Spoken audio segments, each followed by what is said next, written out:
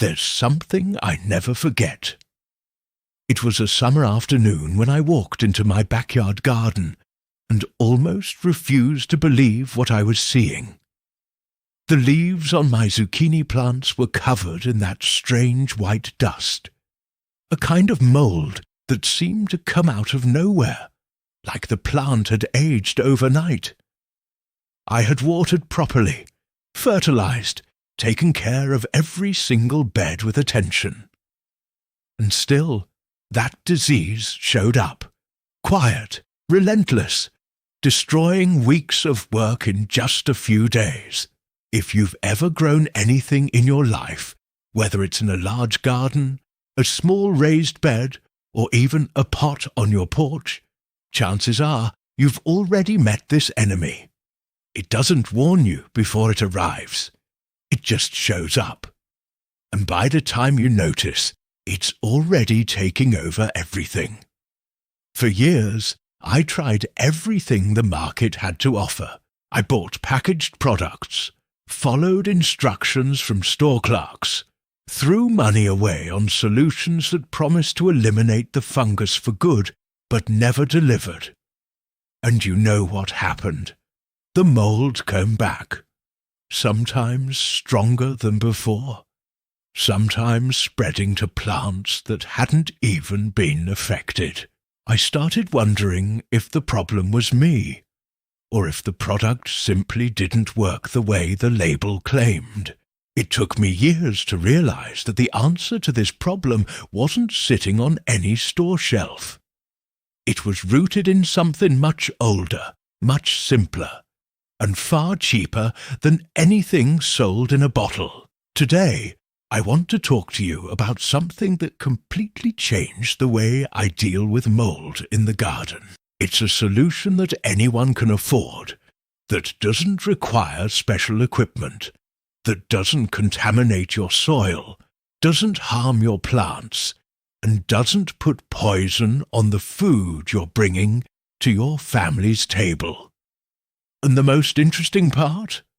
This method has been around for a long time. It was used by generations of farmers before us, but somehow, over the decades, it got pushed aside while the fungicide industry grew into a multi-billion-dollar business, selling products that often don't even work properly.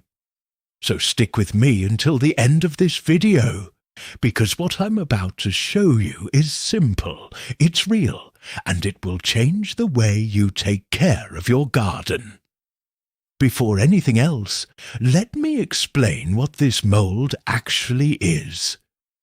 Because understanding the problem is the first real step towards solving it. The most common name people use is powdery mildew, although it can appear in different forms depending on the plant it affects. Visually, it always looks about the same.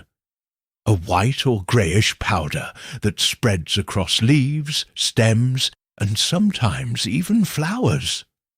It's a fungus, and like all fungi, it reproduces through microscopic spores that travel through the air, land on leaves, and begin to grow when conditions are right. Warm temperatures, moderate humidity, and plants that are already a bit weakened.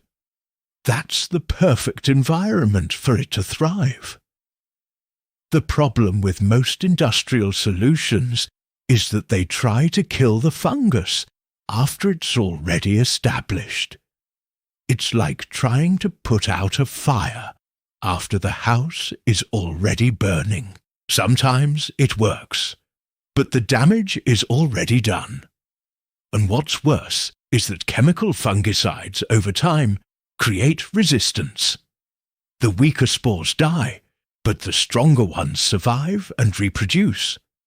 So, the product that worked in the first year starts working less in the second, and by the third, it barely does anything at all. Anyone who's worked with large-scale agriculture knows this. It's an endless cycle that benefits those who sell the product and hurts those who actually grow the food. Older farmers did things differently. They didn't wait for the fungus to appear before taking action. They understood that prevention is always more effective than treatment, and they used what they had on hand, what nature provided for free, or nearly free, to create an environment where the fungus simply couldn't thrive. And this is where I need to introduce you to the central element of everything I'm going to share today. Something so simple that when I tell you, you might think there's no way it actually works. But it does. And I'm going to explain why. Baking soda, that's right. The same white powder that's probably sitting in your kitchen cabinet right now. For decades, I heard older farmers talk about using baking soda on plants. But I'll be honest, it took me a long time to take it seriously.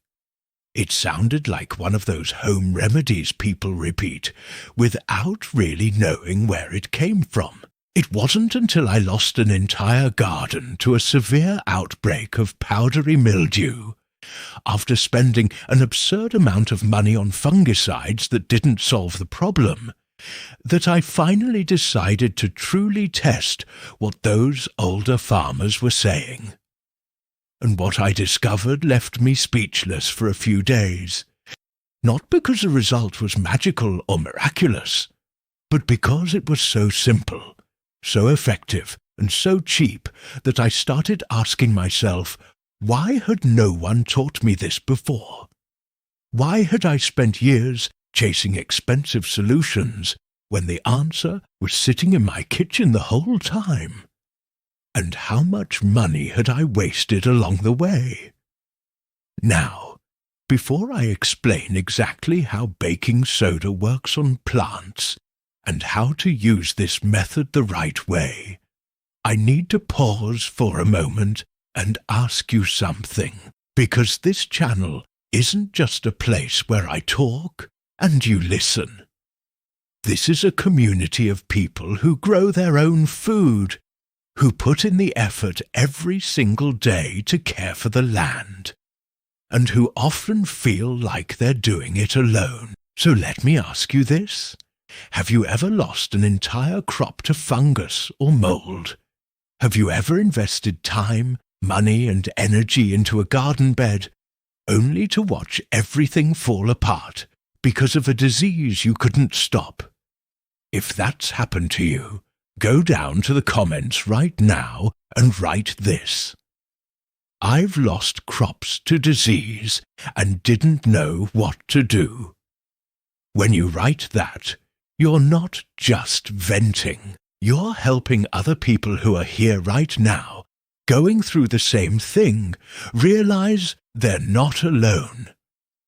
Every comment builds this community and shows beginners that everyone faces these challenges in the garden. And if you're not subscribed to this channel yet, this is the moment to do it. Here, I share all kinds of old-school knowledge about the land, about growing food, about practices used by past generations that have been forgotten over time. If you want to produce your own food with more independence, without relying on expensive inputs and without putting chemicals on what you eat, subscribe now and turn on notifications so you don't miss the next video. Now, going back to baking soda, let me explain why it works. Because understanding the mechanism is what will give you the confidence to apply this method without fear or doubt. The fungus responsible for powdery mildew, like most fungi that attack plants, needs a slightly acidic environment to thrive. That's the range where spores germinate, where the fungus attaches to the leaf and begins to colonize the plant tissue. When you change that pH, making the leaf surface slightly alkaline, you create an environment the fungus simply can't live in. The spores that land there can't germinate, and the ones that are already established begin to weaken, because the conditions are no longer favourable. Baking soda does exactly that. When diluted in water and applied to the leaves, it gently raises the pH of the leaf surface without harming the plant, without burning the tissue, and without leaving toxic residue. It's an environmental shift, not a chemical attack. And that's why it works in a way industrial fungicides often can't replicate. Because it doesn't try to kill the fungus directly.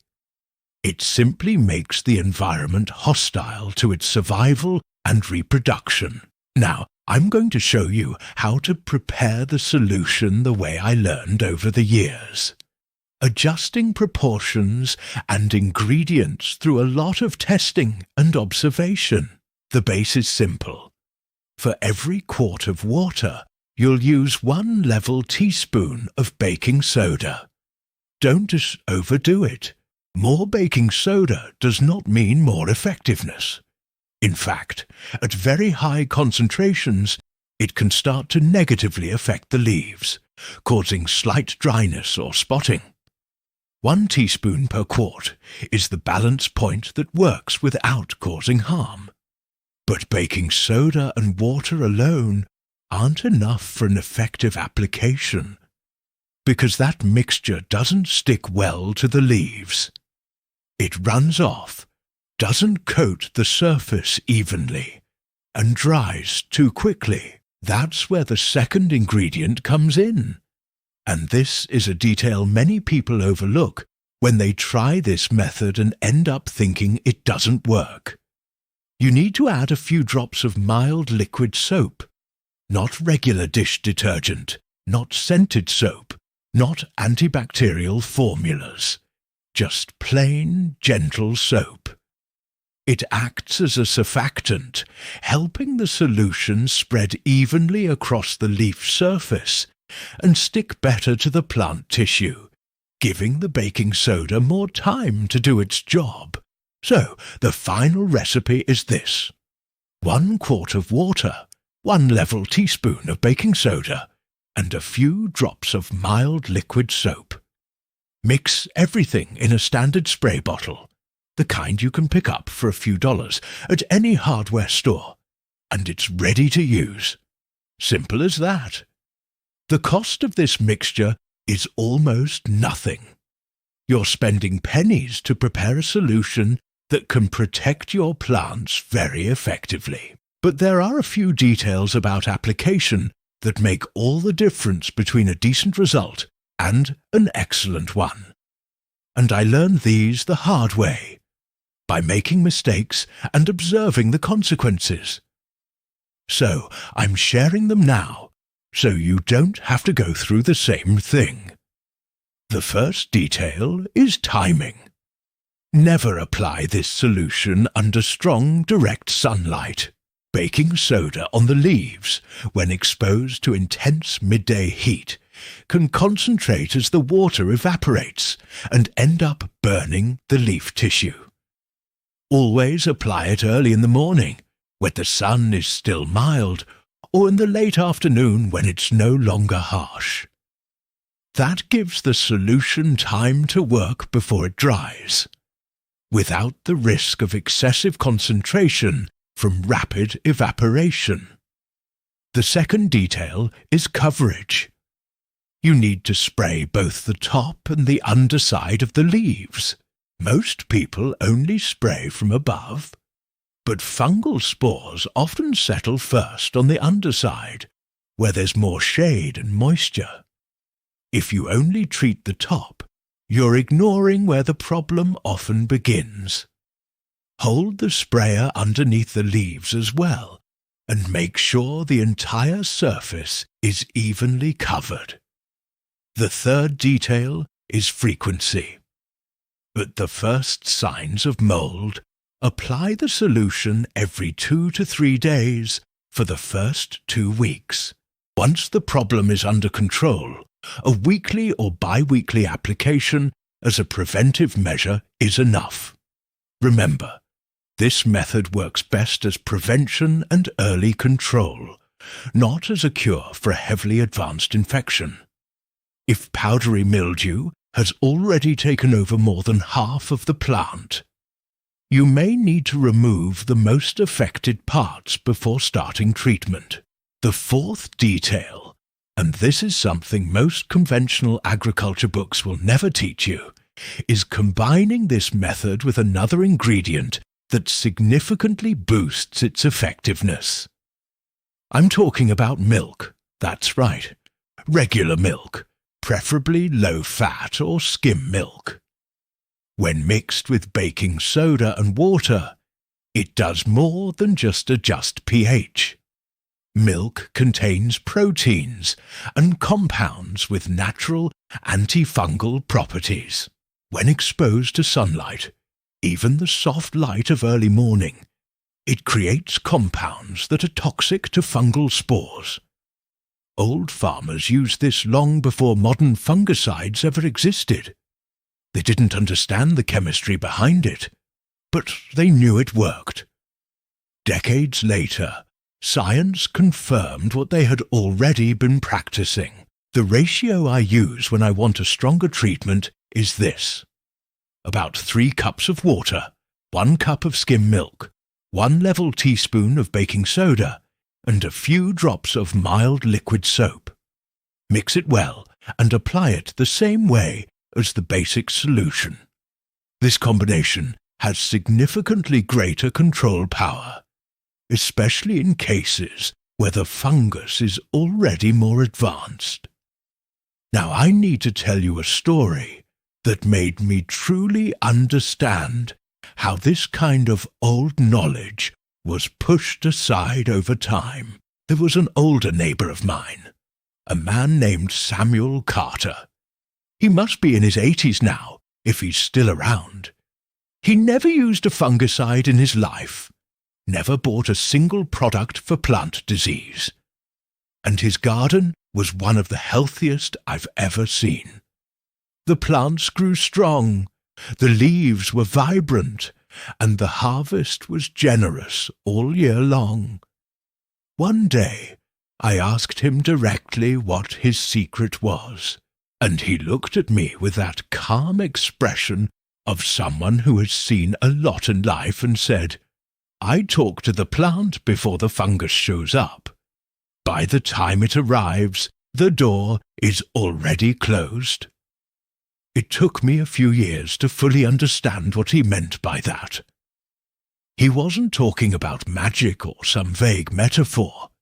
He was describing, in simple words, a principle that modern agriculture insists on ignoring. Prevention is infinitely more effective than treatment. When you apply baking soda regularly to your plants, even before any sign of disease appears, you're doing exactly what Samuel Carter was describing.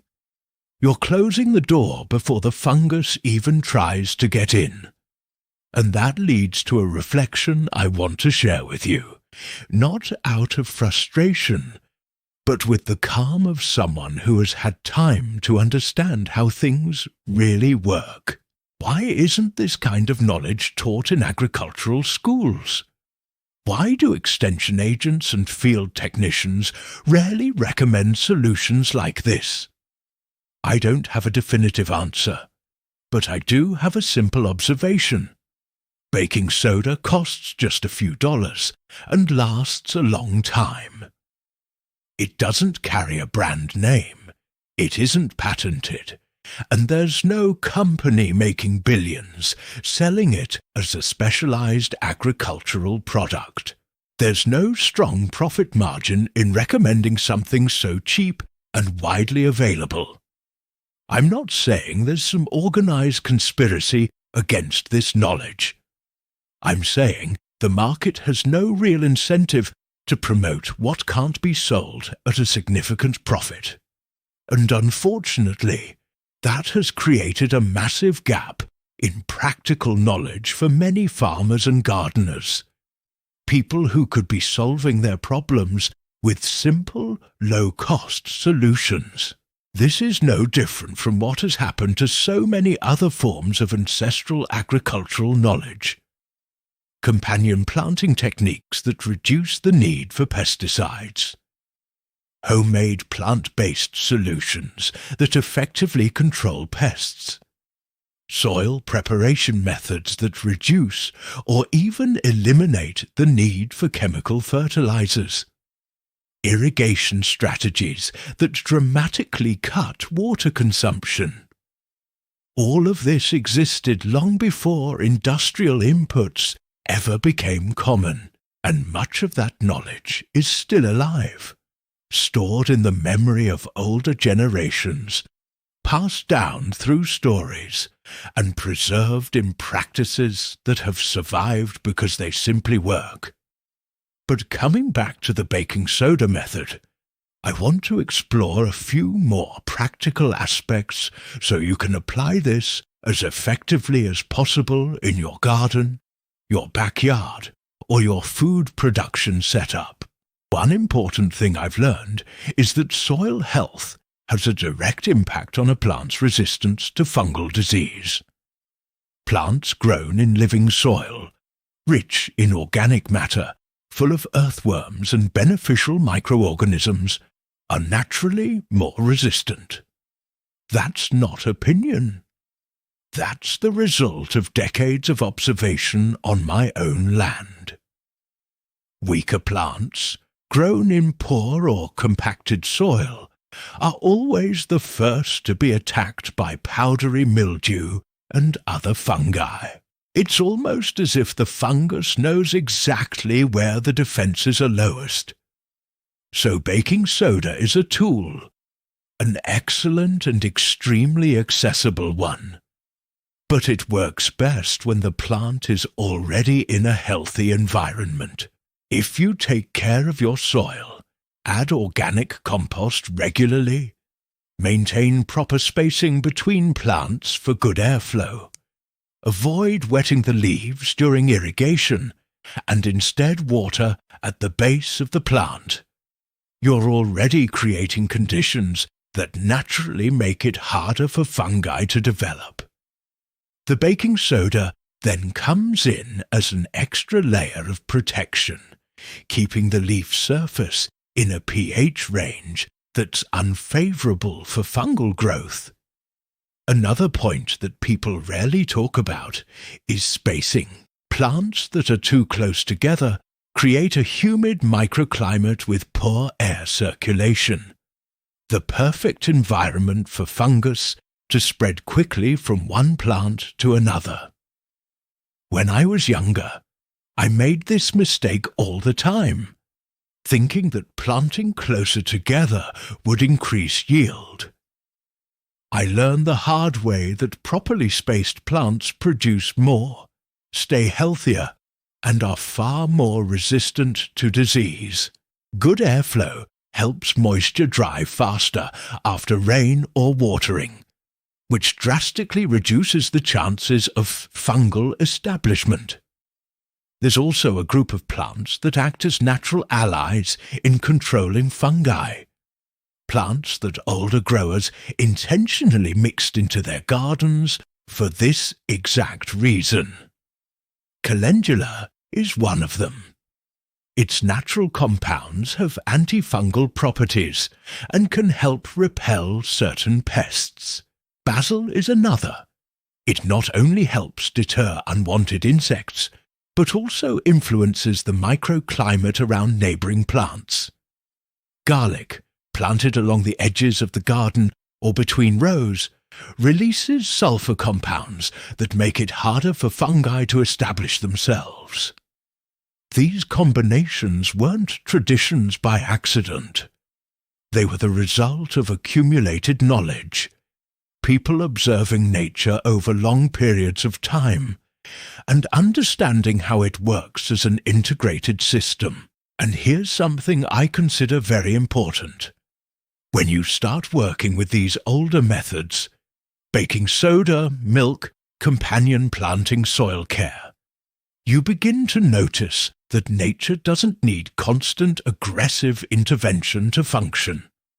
It already has balance mechanisms in place. They work when we stop interfering and start working with them instead of against them. Older farmers understood this intuitively. They didn't have labs. They didn't have chemical analysis. They didn't have technical manuals.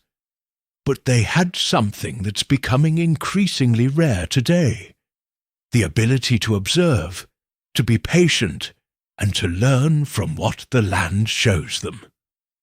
I remember spending many afternoons sitting on the edge of a garden bed, just observing, watching how leaves responded to different moisture conditions, noticing how some plants seemed more resistant than others in the same space, seeing how certain insects acted as natural control for more problematic ones. All of that observation over the years taught me far more than any book I could have read. And it was that observation that led me to take baking soda seriously, to understand why it works and to refine it, until I reached the proportions and methods I've shared with you today.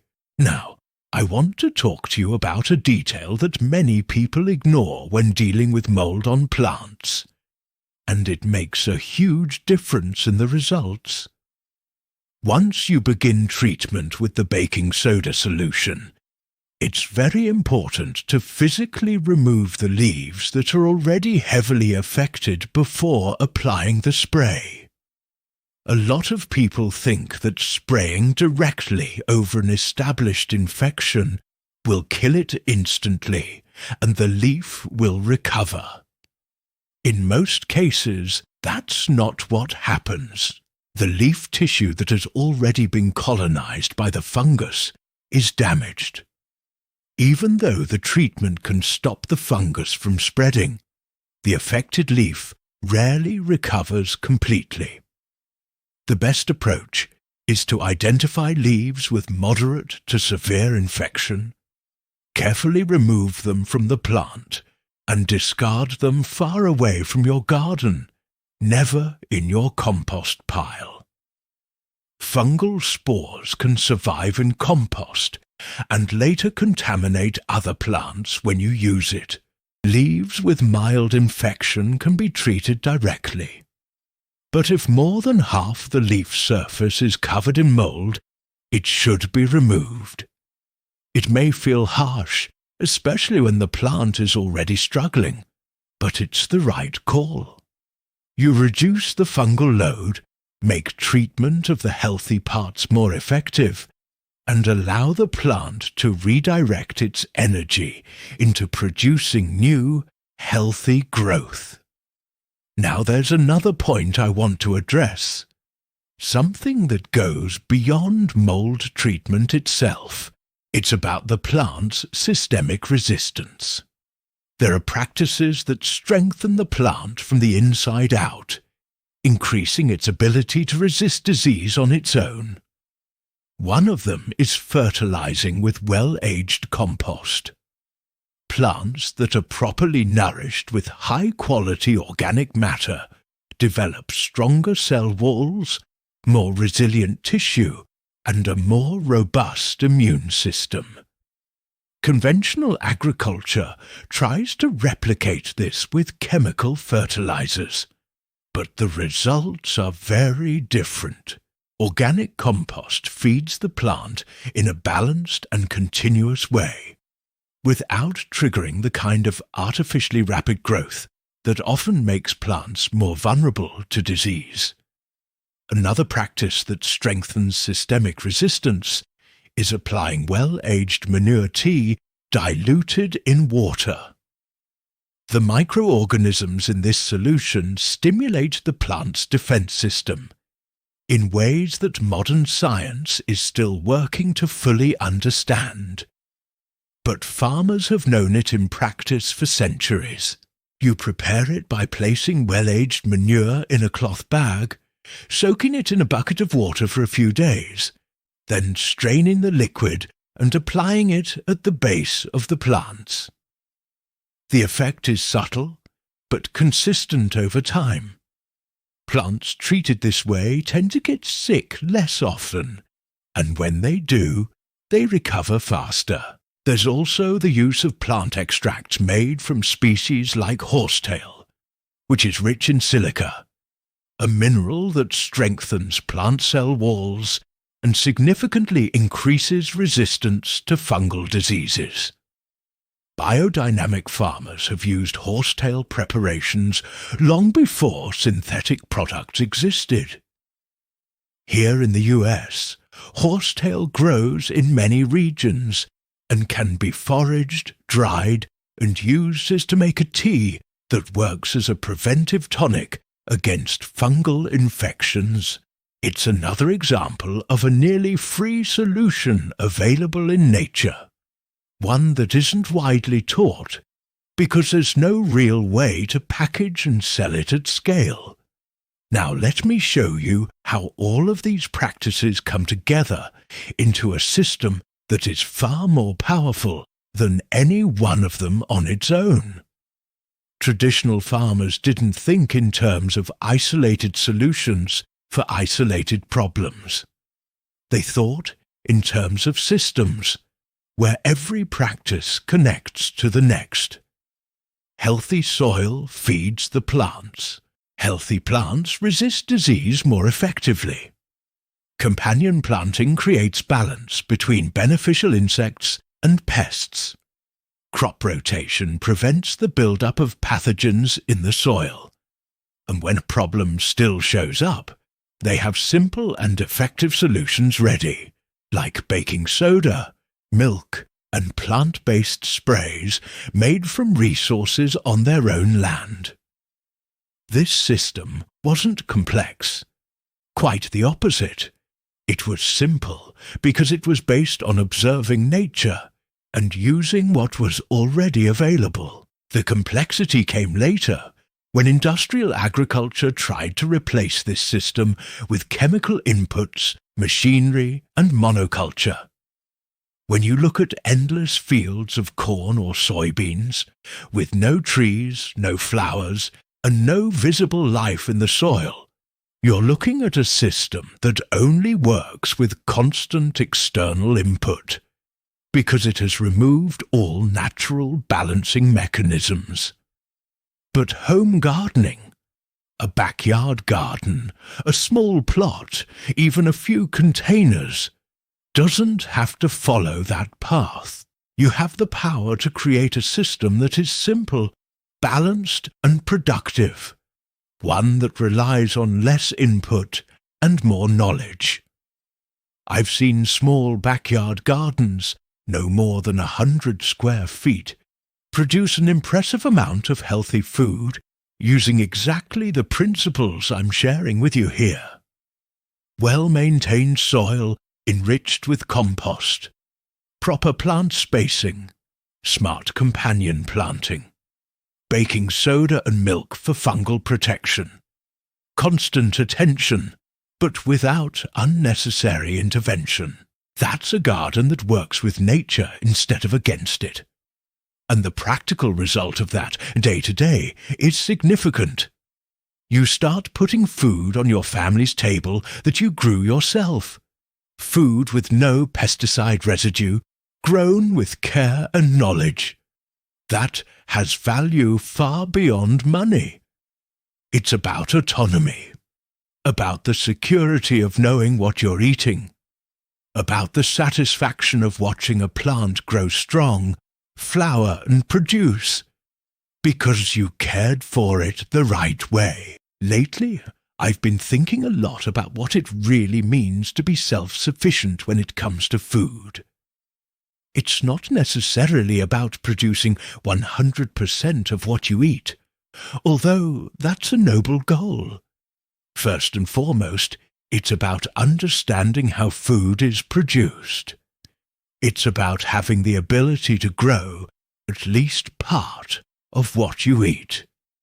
It's about knowing your plants, understanding your soil, recognizing a problem, and having the right tools to solve it.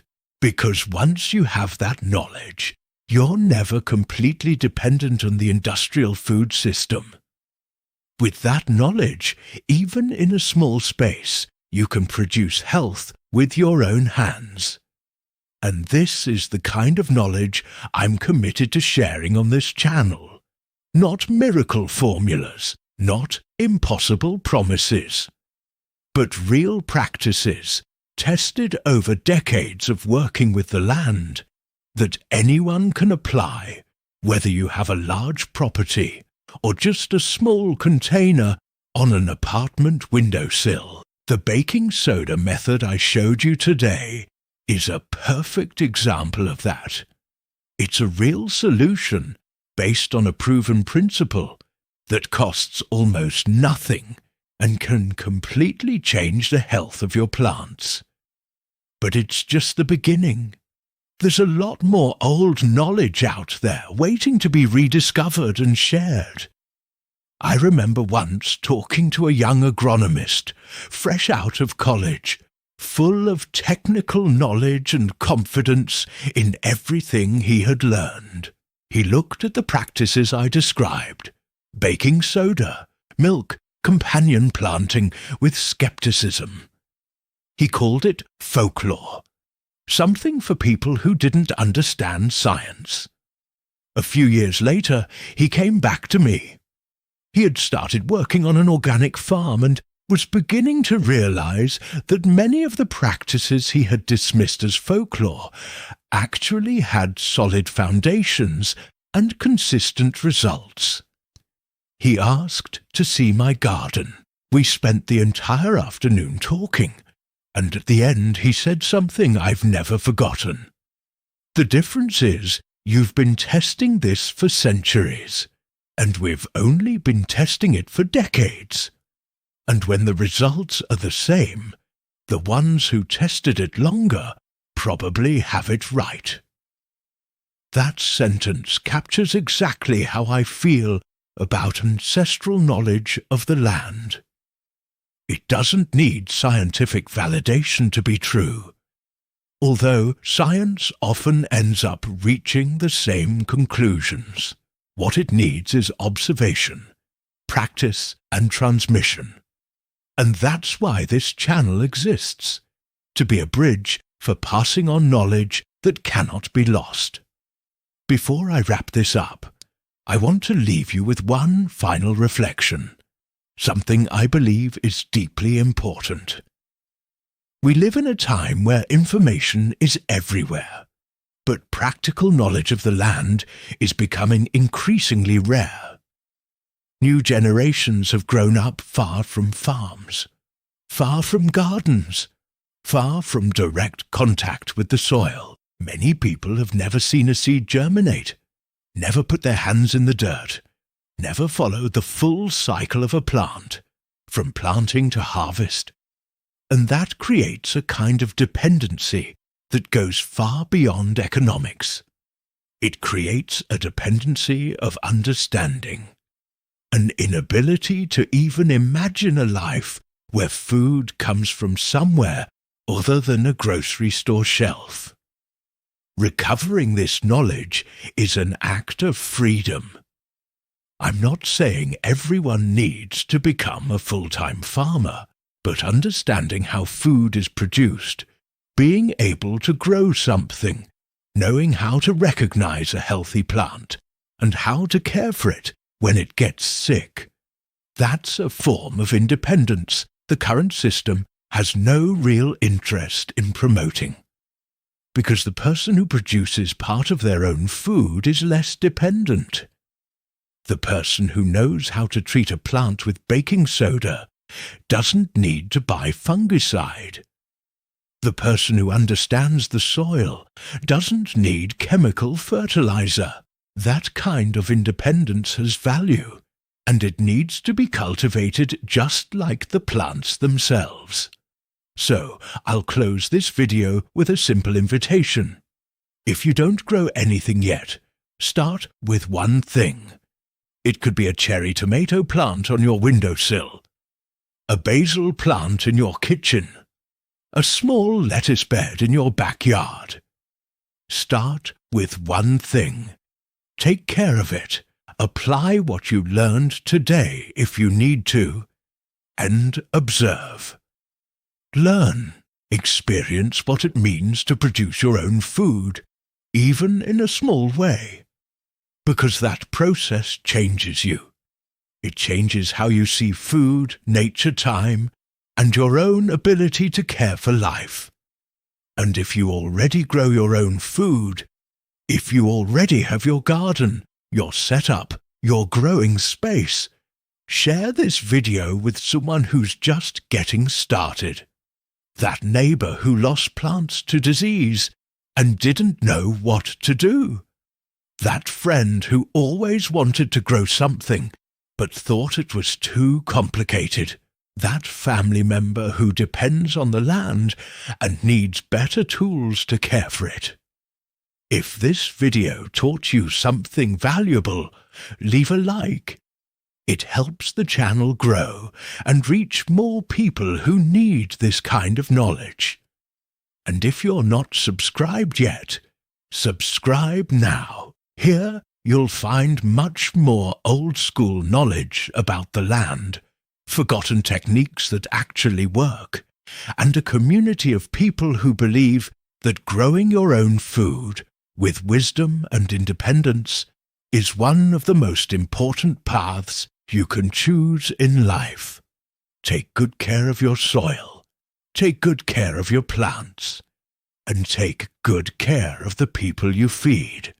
I'll see you in the next video.